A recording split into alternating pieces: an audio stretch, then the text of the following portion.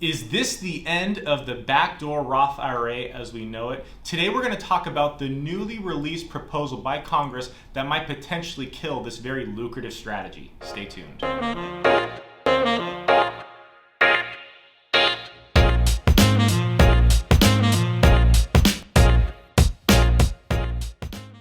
Okay, Anthony, so Congress has recently released a proposal on a new tax plan. Within there are a lot of provisions, one of which provisions appears to kill this backdoor Roth IRA strategy. So first, can we just start with what's the backdoor Roth strategy? Right, we've been proponents of this strategy and we've talked about it before. We'll post that in the notes here. It's basically making after-tax contributions to an IRA or even within an employer plan like a 401k and being able to roll those out to a Roth IRA, with the benefit being that any growth on those investments would be tax-free when you withdraw them. Yeah, and so there can be a lot of jargon in there, but I think in simple terms, like, why is this so powerful? Like, why even do this strategy in the first place? So growth that can compound over time in a retirement account, if all those earnings come out tax-free, especially the more years you have, and to have a pool of money in retirement that you don't have to pay taxes on, not only helps save taxes, but it also gives you a ton of tax planning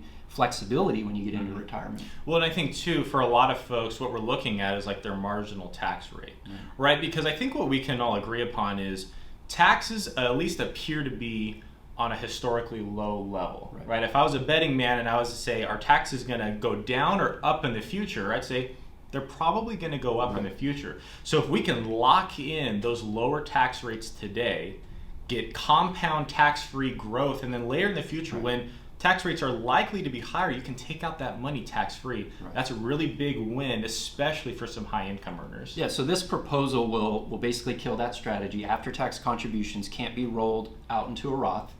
So, and what's that timeline? At least the proposed timeline. Yeah, so we basically have until the end of the year, at least the way it's written now, which means in 2022 you can't do it anymore. And so it is one of those things where it does remind you that when these strategies are available, it doesn't mean they're going to last forever. Yeah, and especially like exactly to your point, when we're talking about planning strategies, I know a lot of times it's like, I don't know if I want to get to it. You know what? Maybe we'll do it next year. And to your point, it's like, well, we don't know when tax laws might change. So when strategies are available, it's a really good idea to take advantage of them because, like you said, it at least appears, because it's still a proposal. So who knows what will actually be finalized. But that strategy could be killed by the end of this year. Yeah, this is one of those things that it is a proposal, and so we've talked before, like you don't want to go out and make extreme decisions based on a proposal, but this is the type of thing where if you're planning to do it, now could be a good time to do it. I mean, and it's not going to necessarily hurt you in the future.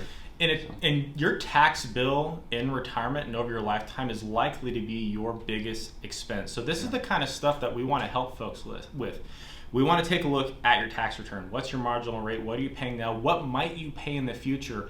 And how do we lower your taxes both today and in the future? This is the type of stuff that we help folks with. If you'd like to learn more, visit our website at onedegreeadvisors.com. You can schedule a quick 15-minute call. We'd love to talk with you.